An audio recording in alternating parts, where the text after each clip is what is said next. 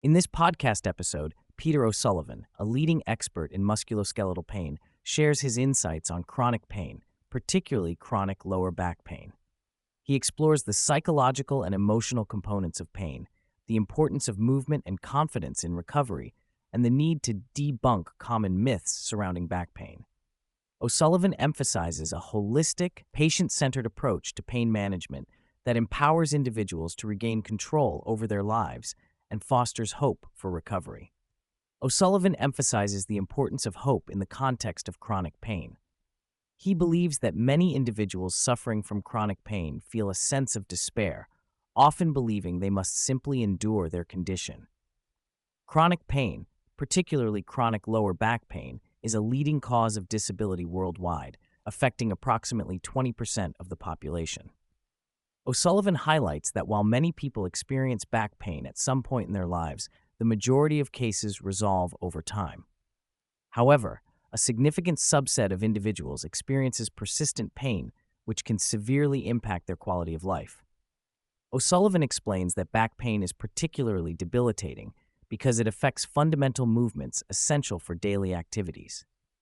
Unlike other injuries, such as an ankle sprain, where individuals can compensate with the other limb, back pain disrupts a central part of the body that is integral to almost all movements. This disruption can lead to a cycle of hypervigilance and fear, where individuals become overly cautious about their movements, further exacerbating their pain and limiting their functionality. The psychological impact of chronic pain is profound. O'Sullivan shares his personal experience with back pain, noting that it was not just the physical discomfort that affected him, but also the erosion of his confidence. He recounts moments where he had to rely on others for help, which diminished his self-esteem. This narrative is echoed in qualitative research, where patients express that their pain is not just a physical issue, but also a deeply emotional one.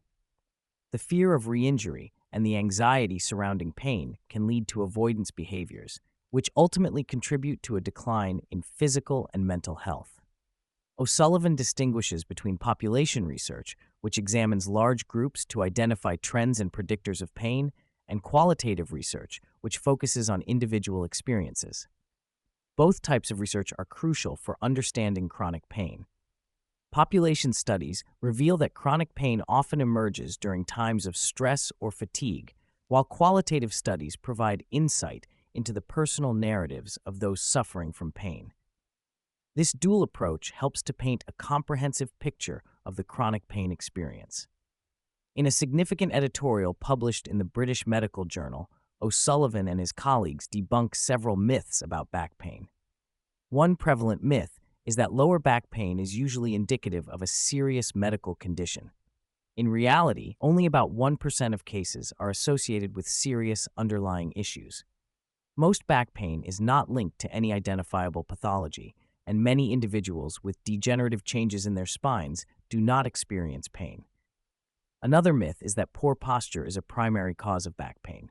O'Sullivan argues that there is no substantial evidence to support this claim, and instead, he encourages individuals to vary their postures and engage in movement rather than rigidly adhering to correct postures. O'Sullivan points out that while scans can be useful in identifying serious conditions, they often do more harm than good in the context of chronic pain. Many patients are told they have degenerative changes or disc bulges, which can instill a sense of being damaged. This label can lead to a cycle of fear and avoidance, where individuals become overly cautious about their movements. He emphasizes that the majority of people with disc bulges do not experience pain, and the presence of such findings on a scan does not dictate a person's future. When addressing chronic pain, O'Sullivan advocates for a holistic approach that includes movement as a key component of recovery. He explains that while it is normal to protect an injured area in the short term, prolonged avoidance can lead to further disability. The goal should be to gradually reintroduce movement and activity, helping individuals regain confidence in their bodies. This approach is supported by research showing that movement is essential for healing and that fear of movement can perpetuate pain. O'Sullivan has been involved in developing and researching cognitive functional therapy, which integrates cognitive and physical approaches to address chronic pain. Cognitive functional therapy focuses on understanding the individual's experience, building hope, and personalizing treatment plans. The therapy aims to help patients regain confidence in their bodies and re-engage in activities they value. By addressing both the physical and psychological aspects of pain, cognitive functional therapy seeks to empower individuals to take control of their recovery. O'Sullivan emphasizes the responsibility of healthcare practitioners in shaping patients' beliefs about their pain. He argues that many clinicians inadvertently instill fear in their patients by emphasizing the seriousness of their conditions or by providing overly cautious advice. This can lead to a cycle of disability and distress. Training healthcare professionals to understand the biopsychosocial model of pain is crucial for improving patient outcomes. O'Sullivan's research indicates that clinicians must be aware of their own beliefs and biases to effectively support their patients. The conversation underscores the importance of collaboration between healthcare professionals and patients. O'Sullivan believes that both parties must work together to create a supportive environment for recovery. This partnership involves educating patients about their conditions, providing them with the tools to manage their pain, and fostering open communication. By doing so, healthcare providers can help patients feel more confident and capable of navigating their health journeys.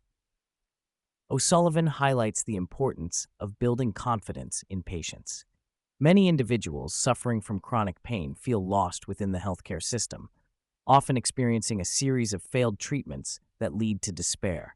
The journey involves helping patients understand the multifaceted drivers of their pain, which can include emotional, cognitive, and behavioral factors, as well as lifestyle issues like sleep and diet. By addressing these elements, patients can regain a sense of agency over their health, leading to improvements not just in pain but in overall well-being. Research shows that the benefits of this empowerment model extend beyond immediate pain relief. O'Sullivan's studies indicate that significant reductions in disability and improvements in quality of life can persist long after treatment has ended. This contrasts sharply with traditional medical models that often focus on short-term fixes, such as medications or surgeries, which may not yield lasting results. The goal is to equip patients with the tools they need to manage their pain and health independently, fostering a sense of hope and resilience. Breathing techniques, particularly diaphragmatic breathing, are highlighted as essential tools for managing pain. O'Sullivan explains that proper breathing can help activate the relaxation response, counteracting the stress and fear often associated with chronic pain. He emphasizes the need for patients to integrate breathing exercises into their daily lives and movement practices, allowing them to feel more in control of their bodies. This approach not only aids in pain management, but also enhances overall well-being. O'Sullivan's work represents a shift towards a more patient-centered approach to pain management. By focusing on empowerment, education, and collaboration, he aims to change the narrative around chronic pain and provide hope to those who feel trapped by their conditions. His research and advocacy efforts highlight the need for a more nuanced understanding of pain, one that recognizes the interplay of physical, emotional, and social factors in the healing process. Through this holistic approach, individuals can reclaim their lives and find new pathways to health and well-being.